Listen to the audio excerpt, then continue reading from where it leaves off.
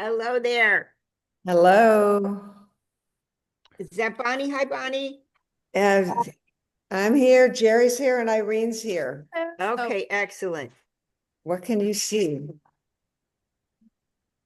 I, s- I see your My hands, but dog not is your face. okay. So, All right, here we are.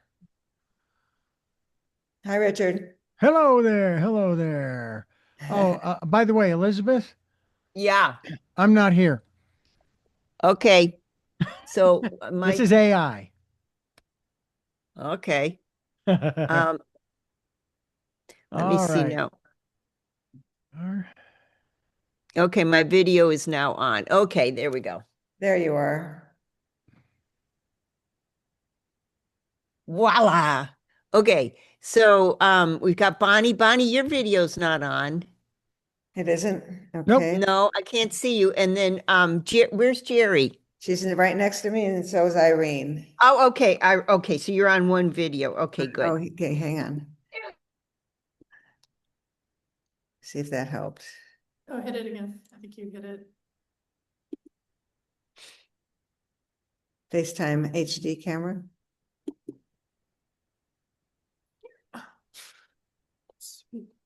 Just click on that. Leave it. Pop, There we are. Yeah. Okay, there we go. All right, Very everybody's good. there. Hi. Hi, Hi.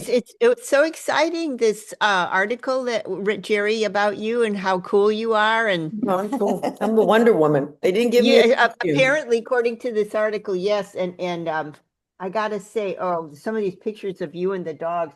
So did you hear my dog as we were kind of coming in? Did No. you hear? Okay, let me show you Slinks. Here's Slinks. And there's a name for a dog, huh? Slinks? Name? Slinks. Slinks. That Yeah. is for a dog. You can ask her where she got the name from. Okay. Do you know the answer to that? I do not. Oh. And of course, then there's the other proverbial question: do I want to know? Here Because he is. remember, once you know something, you can never unknow it. Yes, you can. Yes, you Uh-oh. can. I'm here to How do you erase the hard drive? Oh, there he is. Or she. Oh. Oh. Hi, Slinks. Was it, is it a doxy? Yeah, It's like Okay. Oh, there you it's go. Slinks. Slinks Oh. the doxy. Yeah, you can see now. It's a Yes, I it's a can. dachshund. How old is he, Elizabeth? You know, he's a rescue, and I got to talk to Jerry when we have more time about him because he I don't know much about his past at all. Basically what happened was I've had dachshunds for many, many, many years. Slinks is number 3 or 4, and um his predecessor had a terrible ending, and I was quite traumatized. And I just went online to Dachshund Rescue, and I found this picture of, and Slinks looks a lot, he's short-haired, cinnamon like my last one. And I drove to LA, and I just, kind of took this dog from this lady who didn't speak any English and all. And so, he's some issues because he I guess came from a home where they didn't like him much because he doesn't like all people, and he's nipped a couple ankles. People come and he's been one of those. And so we got in touch with a You're fine. You're fine. professional not a trainer, but somebody who was Behavioralist. recommended Yeah. very highly. And I can tell you her name, but she visited us from Los Angeles. She had a marvelous practice in behavioralism and some issues, has a doctorate in dog behavioralism. And so she worked with us for a while. Basically, he still doesn't like certain people, and he will still go after ankles. And and the only thing that we've learned is if we sit quietly on the couch with whoever's coming to the house, he may or may not like them. but he will still kind of do a sneak attack. And Jerry, what's the issue for me is, I'm a new grandmother and Mhm. he doesn't like kids. And so, Mhm. my daughter-in-law is like, no way are you visiting? It's causing a problem. Put it, Well, I don't let people, okay, certain things in certain dogs, it's like people, they have a temperament. And yeah. certain things are not going to change. And for somebody to tell you, oh, I can change it, it's a bunch of hooey. And you just have to, you can lighten it a little bit and you can control certain behaviors. If you're a new grandmother, I mean, I'm a fairly new grandmother, and the kids are in San Diego, and we share a cottage where Richard lives. We Mm-hmm. share a cottage up by the lake where close by where Richard lives, and all of us you got together fairly regularly up at the lake, but not since Slinks, because he did try to nip both grandkids. no, that's just not acceptable. I'm one of those people, if I meet somebody that has a new dog or adopting a dog or a puppy and they have infants or whatever, no, they don't need to be together. They just don't. They're not Yeah. collided and they got teeth and the kids has soft skin. You just have to, certain things you have to manage. You're not going to change them, change the thing. They can be managed. And that dog is small enough that he can be managed very Oh, easily. yeah. Yeah. That's what you Yeah. focus on, managing them, not Say that again. I was just hearing an airplane pass over here. anyway, so you have to focus on managing, not necessarily changing. Because you know what they were bred for. Oh, yeah. I So mean, and of course he's gonna go after the kids. he is 100%. It's so funny because I don't know if you know Nathan Wood. Very Nathan well. is, yeah. Do you know Nathan? Yes, I do. Yeah, so Nathan worked with him for a while. And so when I first got him, and then Nathan suggested this behavioralist poobah kind of woman. And so, but Nathan actually was so surprised when I brought him home and Nathan came to visit and he said, "Where did you get that dog?" I said, "I don't really know. It was some woman in Los Angeles and Dachshund Rescue." And he says, I can tell you who bred that dog. There's a certain nose. It's a German nose as opposed to an American nose. So it's bred from a German line. Yeah. And he said there's like one breeder that does that, that pure German nose. And I can tell you, and that dog is bred to be a show dog. I don't know where you got him, but that is an incredible specimen of the species. Mhm. And so, and then all the vets that I've, had in just the 2 years I've owned the dog, they're like, wow, this is, have you considered showing the dog his conformation is so beautiful and blah, blah, blah, blah. So I don't know if he was stolen. I have no idea. I mean, the lady did charge me But you're money. never gonna know, you're never gonna know. So No, you never, never, have to no. where you are. And you just have to So learn how to manage him, manage the behaviors and not let him near your small babies. That's kind of yes. cool. That's kind of cool, though, Elizabeth, that your dog has had confirmation. I didn't know he was a Catholic dachshund. Well, I mean, it's, have you watched the movie, what is it, Best in Show? I love that movie. And it's all about, showing really fine Yeah. dogs and you take a listen to that movie, you'll die laughing. Anyway, we should We, do this interview. oh, And I there's an just have my idea. Yeah, that's a good idea. So Bonnie, thank you for introducing me and Jerry, and also, Irene and Bonnie and I have spoken about the gallery shortly after the gallery opened, and I just had a feeling that they were going to do some great things. And I've interviewed a couple of the artists that they've had, and they're just all fantastic. I mean, they're all interesting people. Not only are they good artists, but they're interesting people. So kudos to Irene Chan and Bonnie Rubenstein. Okay, Richard, let's get rolling. Let's do this bad boy. All right, here we go in 3, 2, 1. You're live. Hello, hello, hello, Santa Barbara. It's your Chantress of everything valuable and beautiful, Elizabeth Stewart. Yet again, we are celebrating a new gallery, fairly new. They've been making a big splash in our world here in Santa Barbara and Carpinteria and actually borders beyond, Rubenstein Chan Gallery. And they are up there in by Palm Loft in Carpinteria.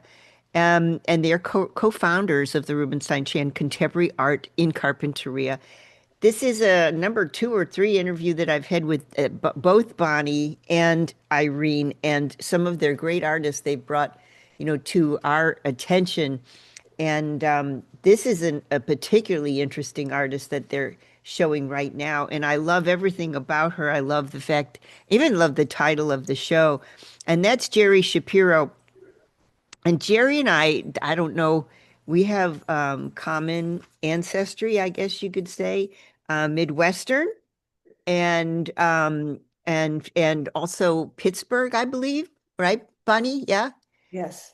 And so you were painting in Pittsburgh probably when I was there. I was dancing. I was with the Pittsburgh Ballet Theater, for a long, long time. And when I retired from the corps de ballet, then I actually started doing public relations for the ballet there. And so, yeah, so all the Pittsburgh art scene I loved. And so when were you in Pittsburgh? Tell me the years. I was born, well, till from birth till about the late, there were some times when I was doing a lot of traveling, but towards the end of the 90s. Okay, then for sure we might might have crossed paths. I love Pittsburgh. I think we lived in Aspinwall. Does that make I'm a sense? Squirrel Hill girl. Okay, Squirrel Hill. Yes. Okay. So and actually I brought um my partner there a couple of years back and just to show him, look how cool Pittsburgh is. Really Very. cool. So now I understand from reading your bio. So there you are, and you are an artist in Pittsburgh, and then you kind of don't show much. What was your life like? What was happening? Well, I moved out to Santa Barbara in the late 90s. I had some property issues for a while that had to be taken care of. And then I had some playing around with breast cancer for a while. And then right after that, I moved my 2 parents out to live with me so I could caregive for them. So that kind of those responsibilities. So you really never had much of a, what do you call it, young adulthood. You just ran right into total life, right? You just kind of were like, okay, um, what I'm getting from you is you went from taking care of one thing to taking care of another thing and taking care of your parents and this. So I guess what I'm driving at is now your time? The time you're in is always your time. Oh, I love it. It's the Yep. time you're in, that's your time. Yeah. I love it. I love it. So first of all, let me just talk a little bit about the show. Um, it's I don't know how you get the vibrancy that you do, and I want to talk to you about that because Bonnie shared with me a couple of images, and then she instructed me how to take a look at more of your work. And let me see if I can try to describe it. There's a kind of a crazy quilt feel to it, and it's very two-dimensional, but it's very three-dimensional at the same time. Mhm. And it plays with the what we call the picture plane. So you're not sure where you are in the canvas, and you're not sure where your eyes are exactly. And it kind of skins the eyeball a little bit.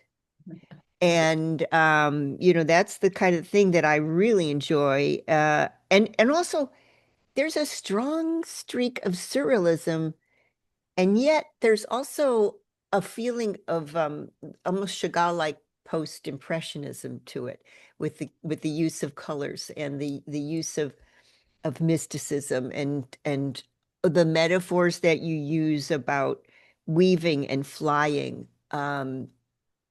So sort of an Ariadne kind of feel to the weaving part, and then a sort of an Icarus feel to the flying part. So there's a lot of really deep archetypes, and yet you don't really expect to see them because it's very fanciful work. And you think, oh, this is, um, this is work that I think is going to be fun. And then you think, wait a minute, it is fun, but it's also pretty deep. Yes. So, yeah. So lots of interesting things and not only that, it looks great. It's got a great feel. Is it happy? Is it sad? It's kind of both. And and like I say, the crazy quilt aspect to it has a lot of textile feel to it. It has a lot Yes, it of, is. tactile. And I imagine when I come see the work, I'll probably want to, get up and feel it. Well, some Um, of it you actually can feel because she's got some three-dimensional work that you can move around and create your own images with, which is pretty interesting. oh, that's Bonnie speaking, by the way. Go ahead. And the other thing we can do is we can walk around the gallery with this with the computer, so you can see more of the work if you want to.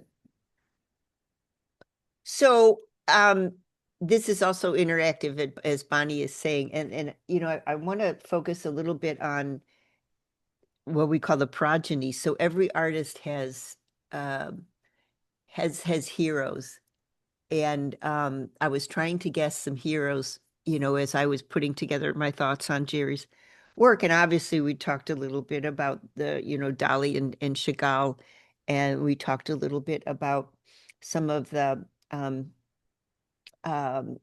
almost the pattern making, the pattern making colorists, so the color field people, the Helen Frankenthaler and crew. So, I'm thinking of people like that could have influenced Gerrie. And then I come to the Montecito Neighbors magazine, and there's a big article on Gerrie, many pages long. And I read that and I find out, oh, I forgot one hero. And I want to just reflect on something that Gerrie mentioned.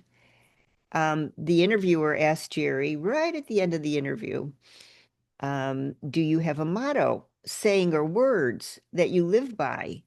And Gerrie's answer is, I quote, what we spend, we had. What we keep, we lose. What we give, we have. The meaning of life is to find your gift. The purpose of life is to give that gift away. Okay, who do you think said that? Well, it was Pablo Picasso. And so I think very part of it, interesting. Elizabeth, the first two sentences were something that my father gave me. That's from the Talmud. Yes. The meaning of life is to find your gift. The purpose of life is to give that gift away, Picasso. And then very interesting, very, very, I want to reflect on what that means to you a little further, Gerrie. Well, it's my biggest hero in my life was my dad. Okay. And I was taught from a small child is that's how you run your life. You have a gift, whether it be kindness, whether it be art, whatever it be, keeping it to yourself, it fulfills you more to give it away and give it out, put it out there. And that's basically I learned that from my dad. So, I want to mention that you're also a really well-known board member for the Friendship Center. Correct. And I really enjoy following them because my dad died of Lewy body disease. And so I was caretaker for him. And I understand your dad was diagnosed with Alzheimer's and that you began volunteering at the Friendship Center with Solomon, who is your dog. Mhm. And you actually moved your parents, as you were saying, to Santa Barbara so that you could take care of them in 2009. And I want to ask you if you have introduced, well, for example, I tried to get my dad to help me, you know, create videos and make images when he was kind of going, quite under the grips of the Lewy body dementia. And he took to it. And I'm wondering if you bring your art at all into your work there. Oh, yeah, we do art and coloring and painting is a very, very big part of the Friendship Center. It's a huge part. People that never ever picked up a paintbrush or a marker, all of a sudden, enjoy doing that. So we have art projects going on all the time. Art and music are the two most important things that we do. Yes. Dancing. Yeah. Yep. Yeah, the music part that was also super. My dad had a tin ear, couldn't keep a tune, but as he, progressed in his disease, he started to understand how to sing. It was really interesting. Yeah, very interesting. Your dad, tell me about your dad. So you mentioned in this article, interesting. So, um, you talk about the idea, the Yiddish word of person of integrity, a mensch. You talk about that, and I want to hear you talk about your dad a little bit and what did he contribute to your journey as an artist? Well, my father and his two brothers and my grandfather were in the music business. We were in the music business and started in 1938. So music has been part of my life ever since I can remember. And I was kind of like a little bit of an odd kid. And my parents, my mother actually, or both of them, I guess, did a little bit of research and they happened upon San Miguel de Allende in Guanajuato, Mexico. So at age 16, she packed me up, made my brother come too, and I spent the summer in San Miguel. And I did that for 2 summers in a row. And because they wanted me to have that experience. And that's basically probably where a lot of the color in my work comes from. Okay, so what were you doing in San Miguel at I that young age? went to the Instituto de Allende. They have an art institute there. And I was the only kid. It was all adults and me. And we just kind of did a lot of artwork. So you started there at 16. Well, I was doing that when I was much younger as well. But when I was 16, I didn't want to go to summer camp. So that's where I got sent down there instead. Fantastic. One of the places that I loved, and I brought my partner back to, we were touring Pittsburgh, is the Warhol Museum there, the Andy Warhol Museum, a fabulous museum. Did you have anything to do with the Warhol or the Yes, Carnegie? I had a painting in the Warhol and that painting is going to be at the show. It's featured in the show here. And yeah, I was a member of, the Association of Artists in Pittsburgh is the oldest association of artists in the United States. It started in 1910. So we did it, they did the annual show there and they put one of my paintings in the museum, which was pretty exciting. And then at the opening of the museum, I wore one of my straitjackets. I have a collection of straitjackets. I wanted to talk about that's on my list. Yes. Okay. Tell me more. Yes. Well, they are very, very ornate straitjackets, and they are real straitjackets too. And I wore one of them to the opening of the Warhol Museum. And the other one was at a big show at the Carnegie Museum in Pittsburgh. And so I'm kind of like, that was kind of a big deal. Nobody had seen that before. So No, I imagine, and you've actually, Bonnie was telling me there's straitjackets in the show, and yes. I wondered what is that? I mean, Bonnie, tell me about that. So, how do you show the straitjackets? I mean, go ahead. Well, these straitjackets are on mannequins, and at the opening, they will be on humans. And so they'll be, wandering through the crowd and not being able to use their hands. It'll be very interesting. They're extremely ornate.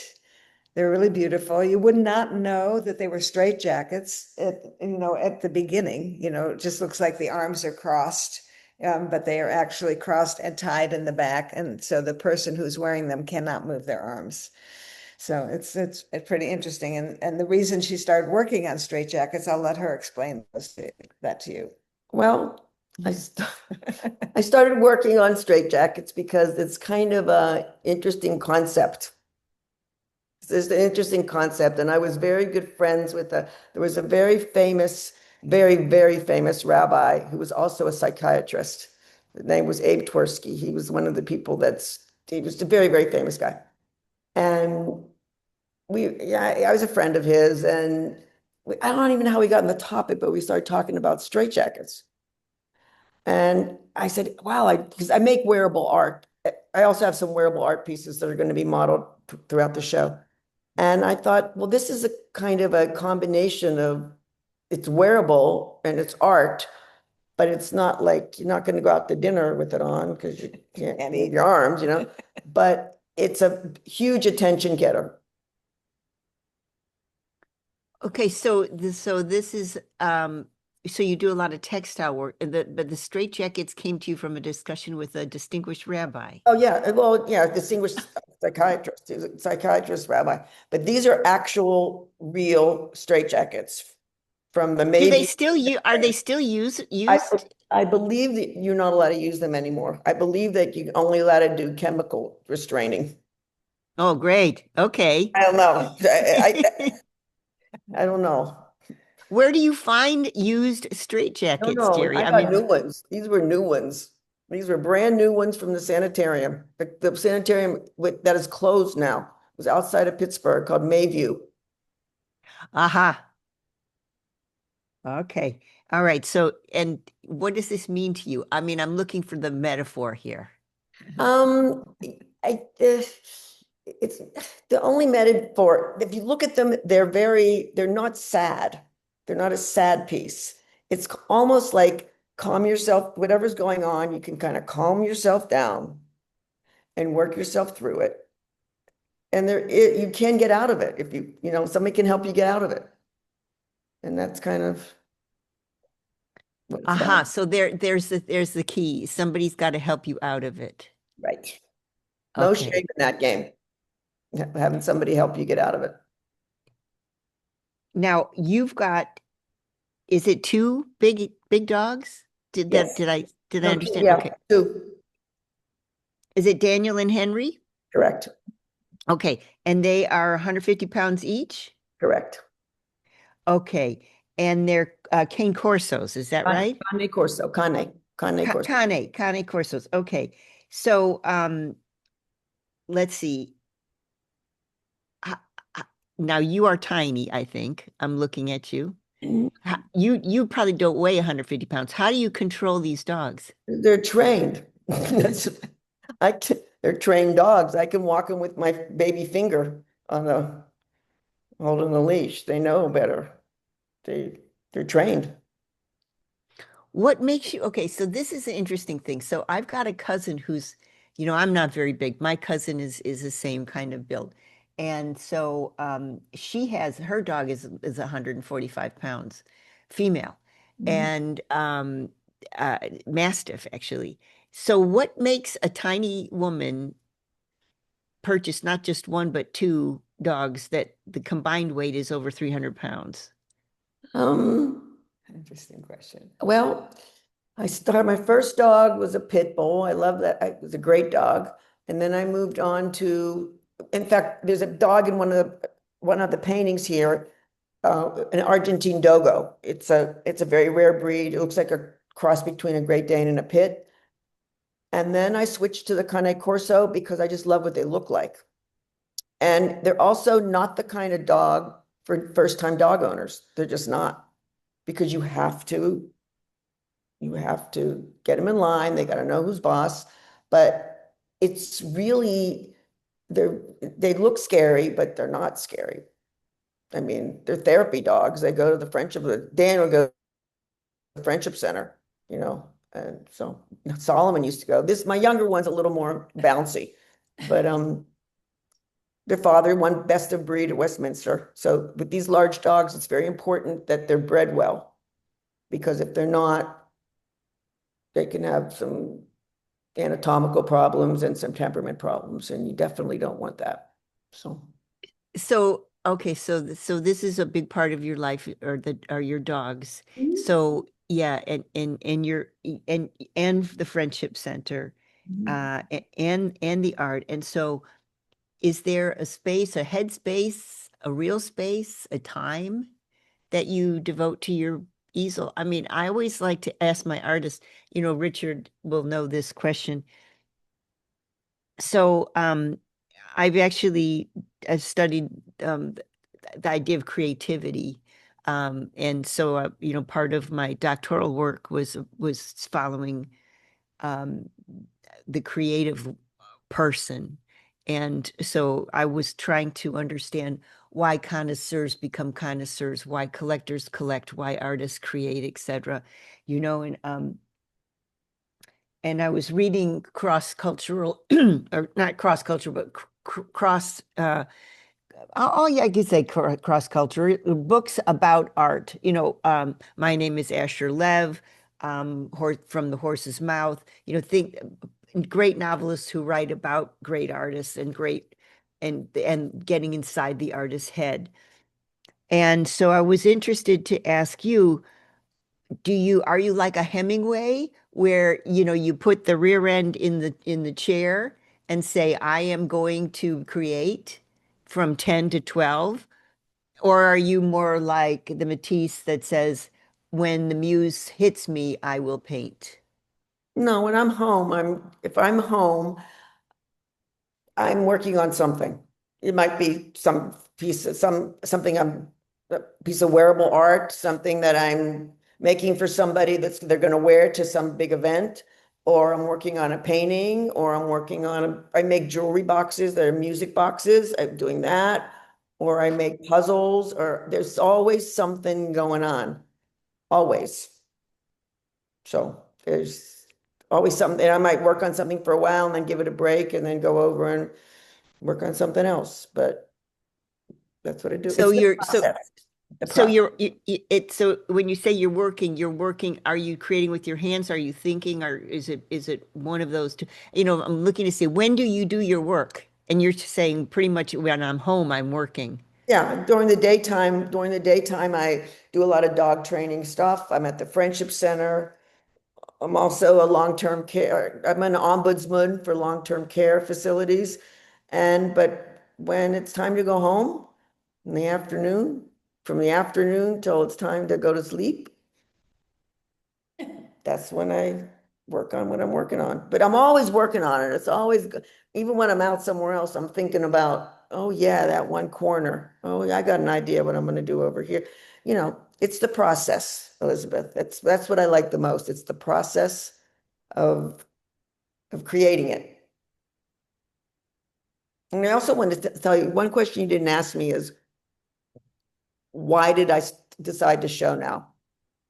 Well, that's, I was kind of driving at that with the story of, I see that you've come home to Montecito in a certain point of your life where you're actually, devoted to your art, to your dogs, to the Friendship Center, to the things that really matter to you. And this is something that sort of is a very freeing moment. So then why you decided to show, and then was it something that happened in your life that egged you on to show? Did Bonnie approach you? Did Irene? And what happened? It, Richard, okay. See, Richard's giving us a sign. We got to go to quick break. That's a good question to talk about when we get back from the break.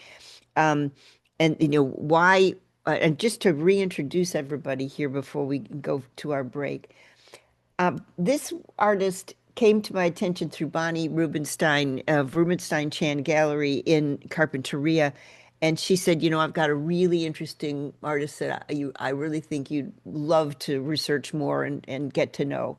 And that's Gerrie. And Shapiro is here talking with us about her journey as an artist. And she is, I won't say a new resident, but she came to our area in 1997, I believe it was. And so she's been a member of the Montecito community as a creator, as a dog trainer, as a designer of fabrics and clothing, and actually very, very active in the long-term care and memory care community all over the country, by the way. And that's Gerrie Shapiro. When we get back from the break, we're going to ask Gerrie, why she decided in the career she's had, obviously in this hour you've learned that she's shown in such prestigious places as the Warhol Museum, the Carnegie Museum, etc., why she decided to show now and what it was like to prepare for a show.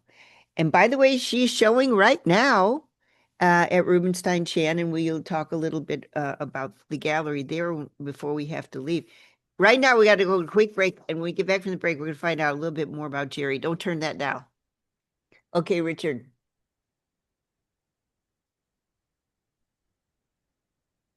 So Richard's going to pull us right back into. Yes, we are. And I'm Yeah, pulling okay. right now in 3, 2, 1. You're live. Welcome back. It's Elizabeth Stewart, and I had the good fortune to get to know Gerrie Shapiro, artist who's showing at the Rubenstein Chan Contemporary Art and Carpinteria. And just a little bit about the gallery, and it's in a really great area for artists and creative community in the Palm Lofts of Carpinteria. And the pair are dynamic. Irene, of course, is originally from the East Coast. She began her career in New York. She worked in international licensing for Ralph Lauren and for Polo. She relocated here to pursue a master's degree in photography at Brooks. And she's actually a resident for quite a while in both Santa Barbara and Carpinteria. And Bonnie has a background in design as well, in clothing design and painting. And she actually had an idea while she was living on the East Coast. I remember this from when we were introducing each other. She decided, oh, I think I'd like to go move to Santa Barbara and open a gallery. Okay. And she did. Made it happen. And this is as far back as, well, 10 years now. It's going to be 10 years, right? So 2000, yeah. So you've been a gallerist in your dream job for 10 years. Yeah, since in the fall, it'll be 10 years. Yeah. 2015. Yep. And then this is Gerrie Shapiro show is their fourth show, and they have selected Gerrie to be their first solo artist. I've attended a couple shows where there's been a pair of artists, for example. This is the first time that Gerrie has decided to exhibit in 20 years.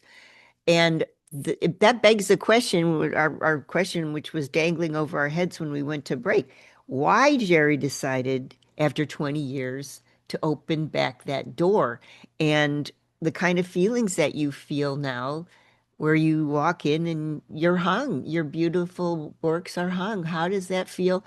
How did you decide this, and how does it feel to see what Bonnie and Irene have done? Well, before I even was even thinking about showing, I don't even know how it started, but I was creating a collection. I don't even, it just started. I just started creating a collection, and the collection started from old paintings that they were in my shed. And I didn't even remember I kept them, and I didn't like them. And I started working on them, and I just had an idea and just ran with the idea and the process. And I was just having a good old time doing it, hanging them up on my wall, that kind of stuff. And then I was at an event at a Jewish holiday, Sukkot, and there's a lady there. And the rabbi's wife said, "Oh, you have to meet Bonnie." And I went, Ah, "Oh, I'll meet Bonnie."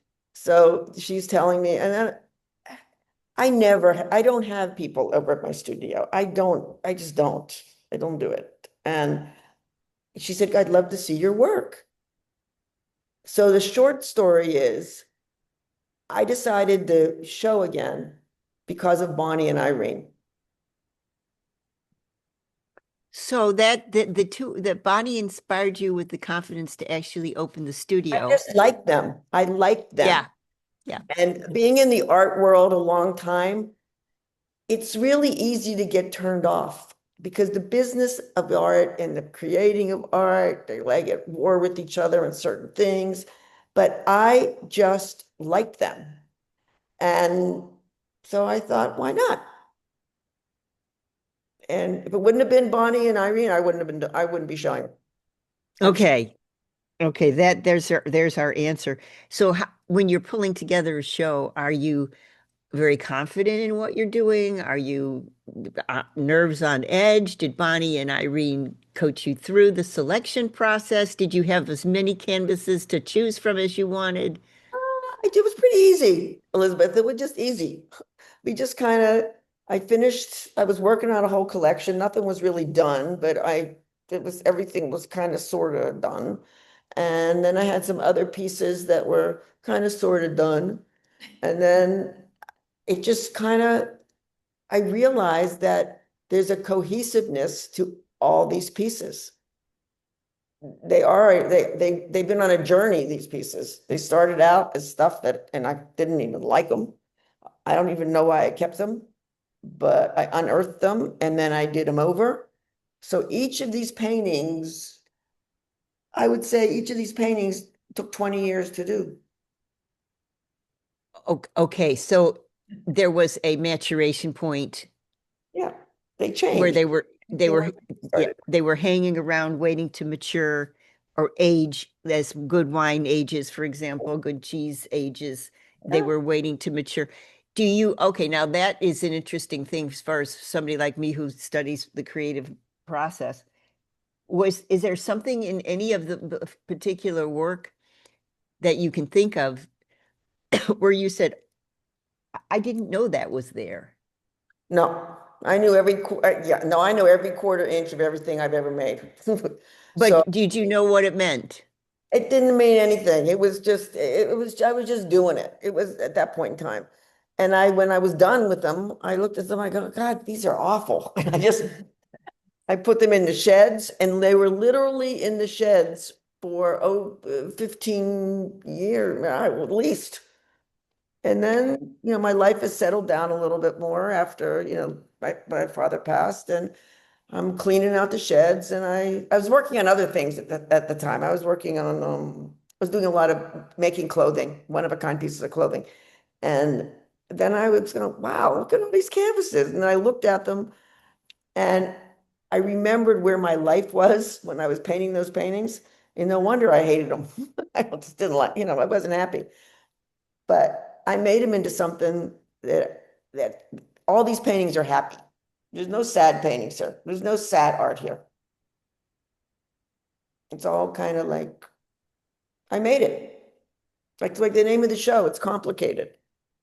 It's just complicated. Life gets complicated. People ask you questions, and my answer is, it's complicated. And each thing is kind of complicated, but it has a happy ending. So I'm just reflecting on something that happened just recently, and uh, it involves a storage locker.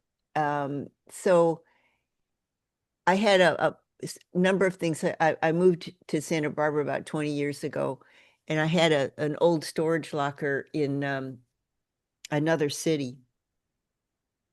And when I left this other city, I stuffed things in storage, and I really never really wanted to see those things again because those objects reminded me of a time that I was not either proud of or wanted to live through again. Wasn't a great time in my life.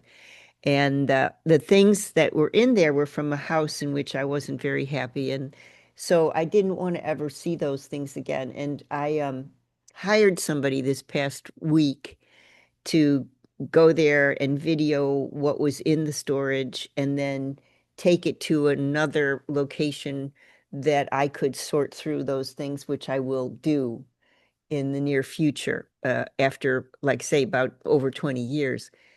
And I'm not relishing that at all. And I asked my son if he would go to this storage and pick out a few things. Believe it or not, Gerrie, as I was prepping for our interview, I was talking with my son and I said, just go over to the storage. You don't have to pick anything from the storage, but try to find my second Dachshund's collar. Because I want to, he's long gone, the dog, but I want the smell.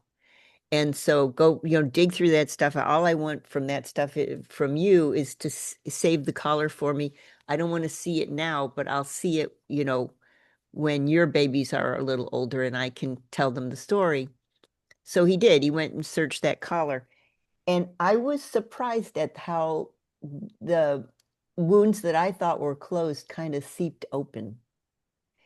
And as I was thinking about your show and the idea that it's been 20 years that you have not shown, I was in my mind thinking, I wonder if, Gerrie had a similar experience where she just closed off a part of her and just said, no, I'm not going to look at that for a while. And now you have. But it doesn't sound like it. No, no. No, because I was doing other art. I was just doing, wasn't painting. I was doing, I was doing still a lot of art, but I was working directly with the consumer. I would be commissioned to do something, a drawing or whatever. I just wasn't showing. But for me, finding those paintings was kind of exciting because I knew I was going to make something great out of those paintings. Wasn't sure how, but I knew I was going to make lemonade out of lemons. We also had to encourage Gerrie to show. She was a little reluctant at first. Didn't take much of. And she had other people encouraging her to show too. She's got a lot of support in the community. But it took a while, but we got there. So really, Gerrie, there is something there, right? It's something that, I'm just thinking of one image that Bonnie sent me in particular. It's sort of like a very up close image of, well, I can show you. The black and white of it is here. And Bonnie sent me this in color. And this is a really interesting piece. I'm showing, dear listener, a piece that Bonnie sent me of Gerrie's where it's interlaced almost like a textile, where you see the warp and the weft. Correct. And you see thorns and you see roses. And so I was thinking, there's a combination of imagery there. And I wanted to ask Gerrie about that, the combination of imagery. There's also a lot of braiding. There's a lot of winding together, almost like when a very intricate belt is woven of all the leather strips, that kind of thing. So it's an idea of binding and togetherness at the same time. So I wonder if maybe this, what Gerrie just said, I saw those paintings and I knew I could make lemonade out of lemons. In other words, a part of her life 20 years ago that wasn't all that savory. She knew she could turn it into something wonderful. And then, the pieces that somehow have fitted back together, even though they have fallen apart. I mean, I also, after my father passed, I took his clothing and I remade his clothing into stuff that I could wear. So, I mean, it's Okay, that is really fascinating. It is. Okay, so what did you make out of your dad's clothes? I don't know if I could do that. Oh, yeah. You know what? What may help me do it? Because when my mom died, I thought my dad's going to freak out for me wanting to clean out my mom's clothing. And my dad, even with Alzheimer's, said, nope, we're getting rid of it today. That's just clothing. It's not her. So anyway, so I was okay with that kind of stuff. I took a lot of his sport jackets and I changed the lapels on them. And I put a hood on a couple of them. And let's see, what else did I do? Oh, I took one of his dress pants and I took a bib off of some bib overalls and attached the bib from the overalls onto his dress pants so that it's got a combination of his dress pants and a blue jean bib and a bunch of stuff like that. It's nice too because it's my dad's. Yeah, I mean, but that's interesting because I'm an appraiser, and so many people have this very sentimental attachment to their objects. And it sounds like you and your dad were like, "Oh, okay, fine, we can let that go." Well, you make it Eh, into something you use it and you make it into something else. What was it? I was reading something about this that you never really lose anything.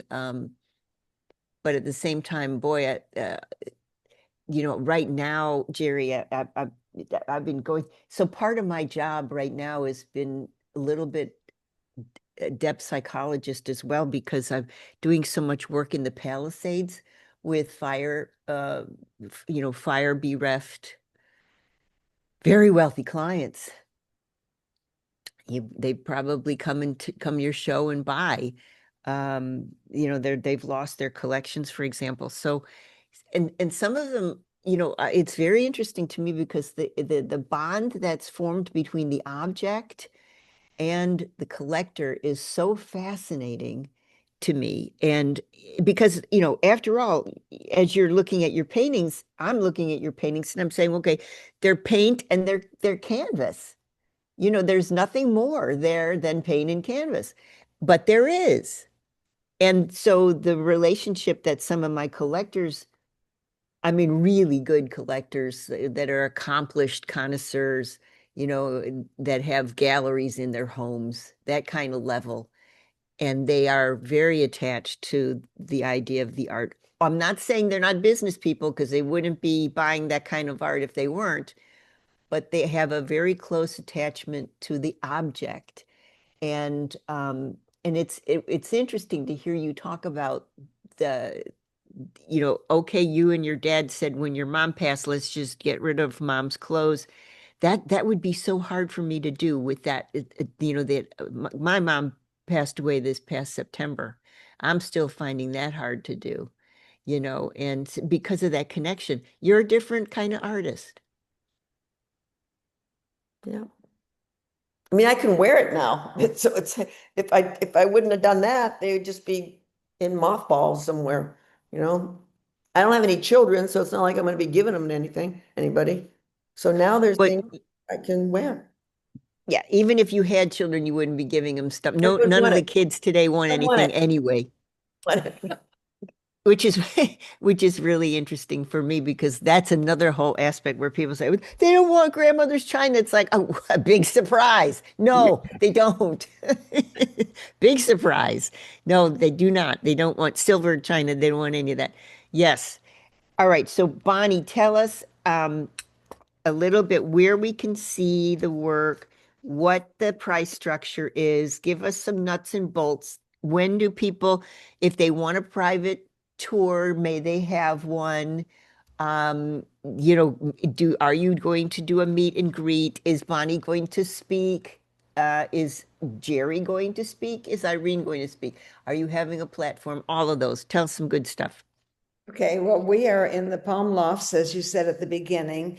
And for those who don't know the area, we're right close to the beach down Palm Avenue, where like the complex is the last building before the railroad tracks. And there are several galleries in the complex. It was originally designed as an artist live workspace. Now there's about maybe 10 artists in here who are doing various things with their work and sometimes open their studios and sometimes don't. There are two galleries that are open regularly. There's ours and there's also called the Palm Loft Gallery, which is Arturo Tello's gallery, and it's been open for like 20 years. And he does a lot of different shows, but primarily landscape because he's part of the landscape, the Oak Group. Yeah. Oh, the Oak Group. Yep. So we are open weekends, 12 to 5 on Saturdays and Sundays, and then open by appointment any time of the week. We say we're like a 7-Eleven. Monday through Friday. No, that's not be 7-Eleven. Irene doesn't like that description. Okay, say that again. I didn't catch that. I say we're open anytime by appointment if somebody wants to make an appointment with us because we live in the complex. So it's Yeah. not we have to travel to get to here to, to show the work. If somebody wants to come in and it's like they're half an hour away, great, we'll be around. And they could do that by making an appointment on the rubensteinchan.com website or by calling us, and I can't remember the number. It's on our website. It's an 805 number. Does anybody have it in their heads? It's 805-576-6152. 805-576-6152 is the number to call to make an appointment. And what was the other question? So are you going to have an artist talk at all? We're talking about it. It would be toward the end of the show, toward the end of March. If we did it, it would be a weekend. And then I think it would be well attended. I think if Gerrie's comfortable doing it, we'll be happy to do it. Our artist talks have been well attended, so no reason to think this would not be. And then you wanted to know about the price range. The price range is, not low.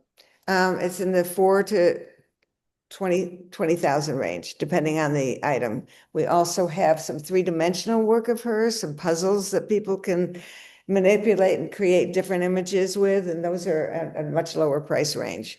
So it's very fun. It's a fun exhibit. It's interactive and it's beautiful. So I want to just give a suggestion. I was intrigued when I was looking into Gerrie's background, and I was intrigued by her showing of the straitjacket collection at the Carnegie Museum of Art. And I knew that museum so well, having lived in Pittsburgh. And at the opening of that particular exhibit, it was presented as performance art. And that concept of performance art is really causing a lot of head scratching.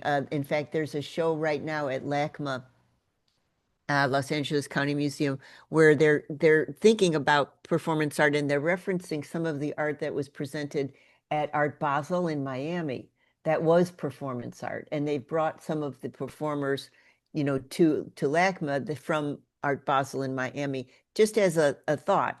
And what is that? What is performance art? Well, what Gerrie did was she had these 6-foot tall models that alternated putting each other in straitjackets. And this is sort of a S&M fantasy kind of thing going on, but all about the performance of binding and making free with the help of another.